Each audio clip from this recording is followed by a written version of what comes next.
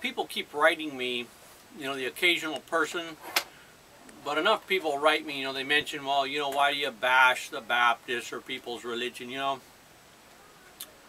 There's 600,000 Aka people in Southeast Asia. Over 500,000.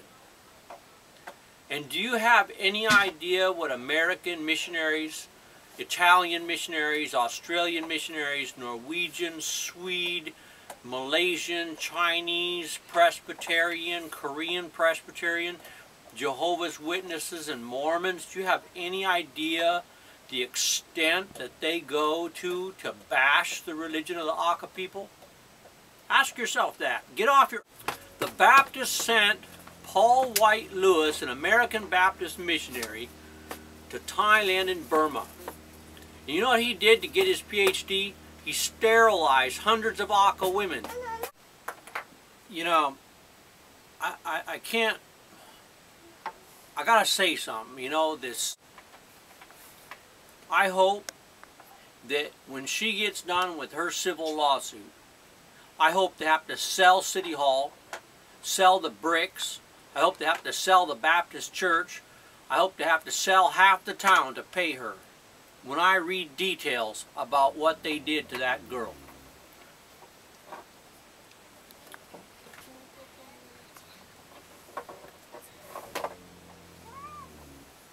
There are people who saw this girl get raped, okay? And I'm going to read you a story.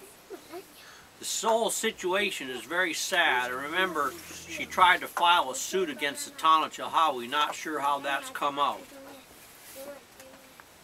But I cannot imagine how the city could possibly win, the city of Chilhowie. It's like a $2 million or more lawsuit. The entire area is corrupt. Though when it comes to the town officials, I mean everything from drugs to sex to extortion. Okay, as far as Rick the Prick goes, years ago when I was a kid, I was at the local theater, you know, and being young, all the kids hung out back in the parking lot and talked to each other and showed their cars off and did what kids do. We were all hanging out in the parking lot, and there was this one kid, and he didn't have a car, he had a scooter. And he come down to the parking lot, and he was going around the parking lot, and Rick the Prick came in his car. And for a minute, the kid looked the other way, and for that instant that he looked the other way, his scooter hit a pothole, and he was thrown head over heels into a plastic blue garbage dumpster and knocked it over.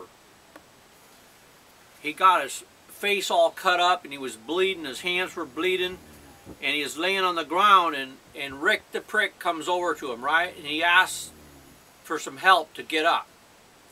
But instead of helping him, this cop handcuffs him and then tells him that he's being arrested for destruction of city property. Calls his mom and says, okay, I'm going to let him go just this one time, but he can never ever come back to this parking lot. Well, you know, they make bad luck, you know, bad karma, you know, for people like Rick the Prick. And you know, isn't it funny that all I had to do is read his demeanor and how he handled his flashlight and treated people in only a few minutes in Chilhowie. That's all the time I talked to Rick the Prick. And figure out what an incredible asshole this guy is. And now these stories are coming out. Okay, it goes on. It gets worse.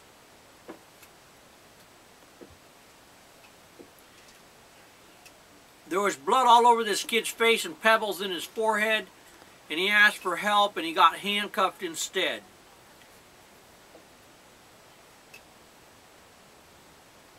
This story that I saw happen always stuck out in my head about Rick the Prick.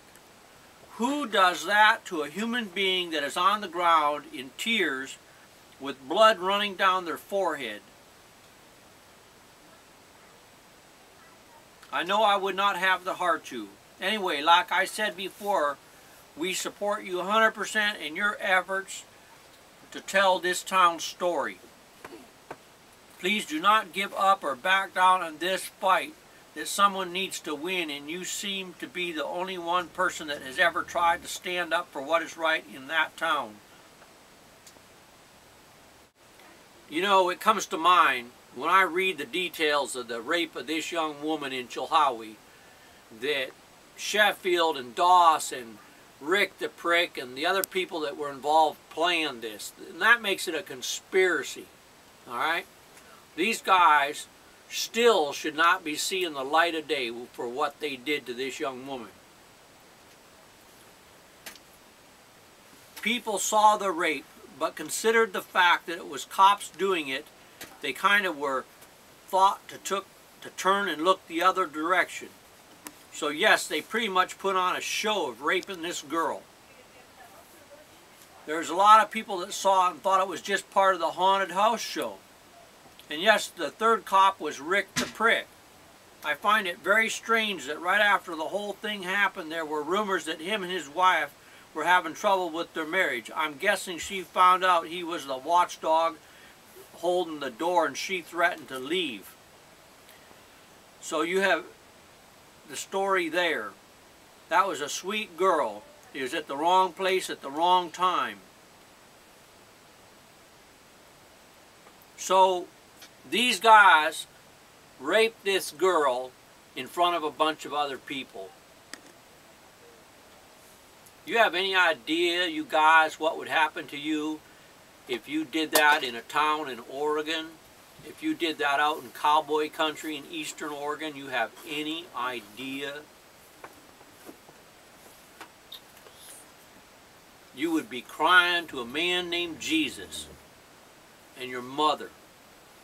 You people are unfit to be anywhere except in a prison.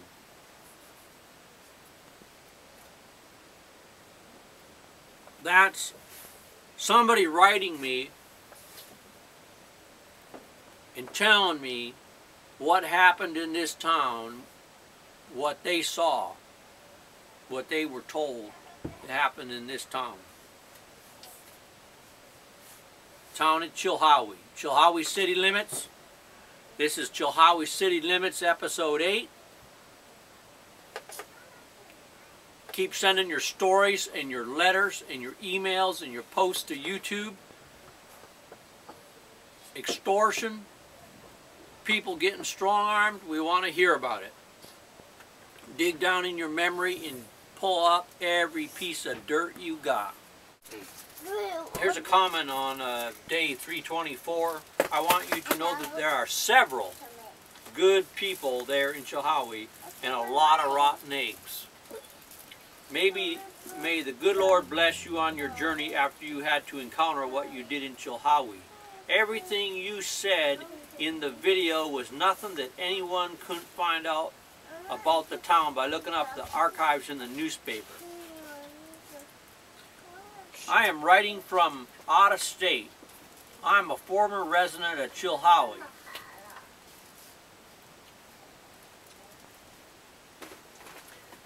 I'm glad you got a dose of how the town goes. I thought I was alone, that I was the only one that noticed it. You were dead on. All anyone has to do is exactly what you did. Look around to see what the town has become. I'm glad Marion was a bit more gracious to you.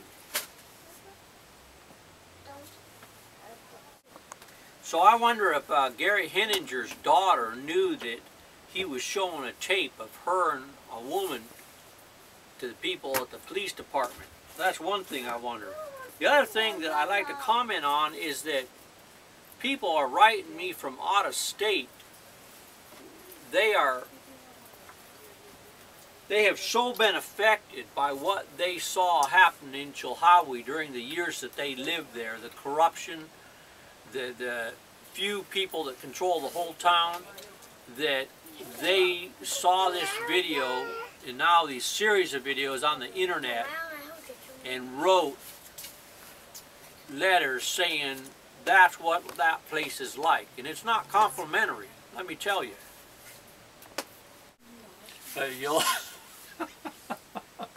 You'll excuse me, if I can't keep from laughing all the way through this story. It's a little bit over the top. Okay, look, I wasn't even in Chilhowie 2 hours. I mean, I came in with a horse, tied him up. That took me about 15 minutes, right? I met these 3 jackasses. Well, I met the one jackass, you know, and then I left and I was back, and I got back and I was back for maybe 5 minutes talking to the officers, and then another 10 minutes getting Hampton ready to go, and then I was gone again, right? That's all my time in Chilhowie, right?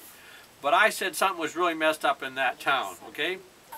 Now, listen to this. This is a comment posted by KC, not JD, on February 19th, 2010 at 12:08 p.m. in the Bristol paper, okay? There's been articles down there about what I did in Chilhowie in my video on YouTube, day number 324, okay? And as I said to somebody, when you're describing a really vile number of people, it takes some vile words. Get used to it. First, I would like to say thank you to Mr. McDaniel for finally shedding some light on the erratic behavior of the Chilhowie Police Department. I wish you and your family a safe and enjoyable time for the remainder of your travels. I would also like to express that Sheriff Newman's position is in Washington County. You know, like he's the sheriff in Washington County, right? But when a Chilhowie police officer brings himself to Washington County to investigate out of his town jurisdiction an issue that was between one of his family members and his wife, well then, we have a right to say something. When this incident happened, the chief of police in Chilhowie was notified of the concerns and nothing was done. I'm sorry, Chief, but it doesn't matter if he was not working at the time he introduced himself as Officer Romans. I mean, this Rick the Prick, man, he gets around. So he was indeed presenting himself as an officer of the law. Stop protecting corruption, Chilhowie, Smith County. These officers are committing more crimes than the citizens are. Please wake up and can some cops. See you later, Ricky boy. You hate to hurt your feelings. Just give me a call, Bristol Herald Courier, and like Paul Harvey used to say, and now you know the rest of the story. Good luck again to the McDaniels and their family, Hampton the horse included.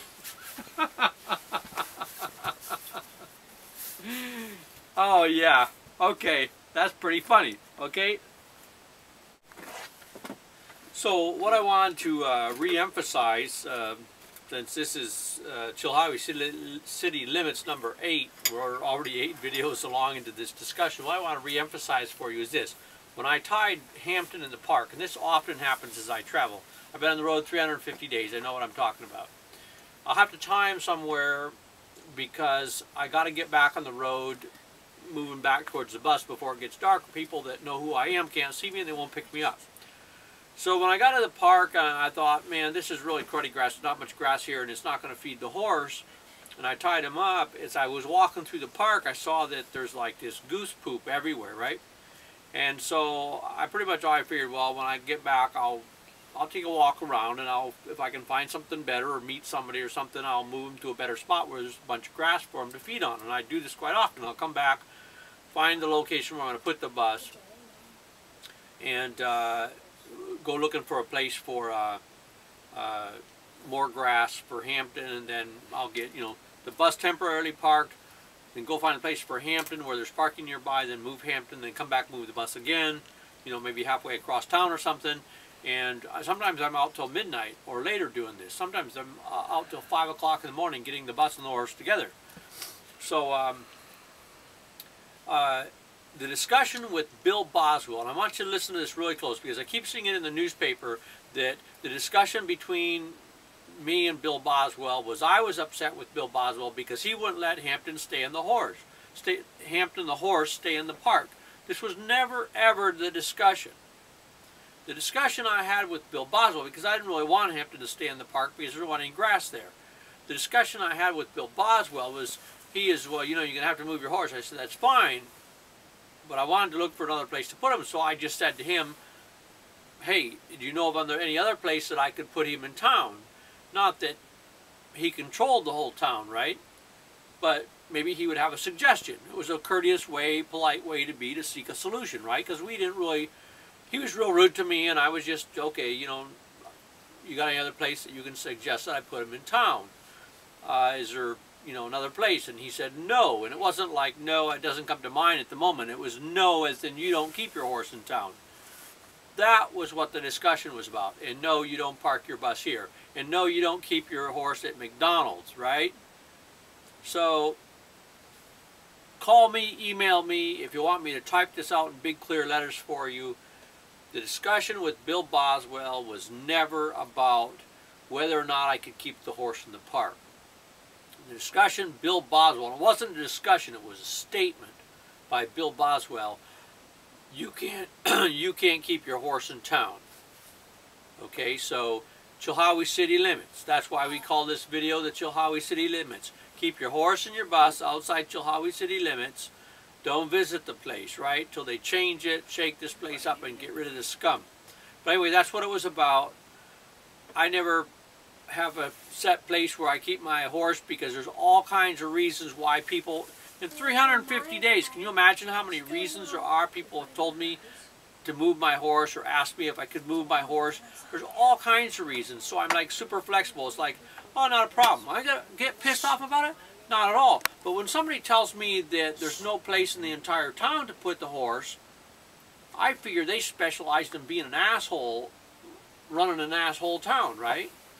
So anyway, a lot of times I move the horse, a lot of times I move it because there's not good enough feed, other times I move it because someone says, hey, you know, the dogs are going to be barking there all night. I mean, I think of all this stuff ahead of time because I already know. Dogs barking. Horse too close to somebody's house, and so they see the horse and call the police. Okay, then you get woke up in the night explaining to a bunch of people, even if the horse is okay there, you're explaining to them why there's a horse there, what you're doing, giving them a business card, all this stuff, right? Garbage the horse can get hung up on. Too many bushes to wrap the ropes around. When he wraps himself around too many bushes. Machinery. Some kind of machinery nearby, like some kind of a production facility that's going all night long, or where there's pieces of equipment moving all night long, or where there's like golf carts, because they move silently, and that's one thing he really doesn't like, is things that move silently and sneak up on him. Okay?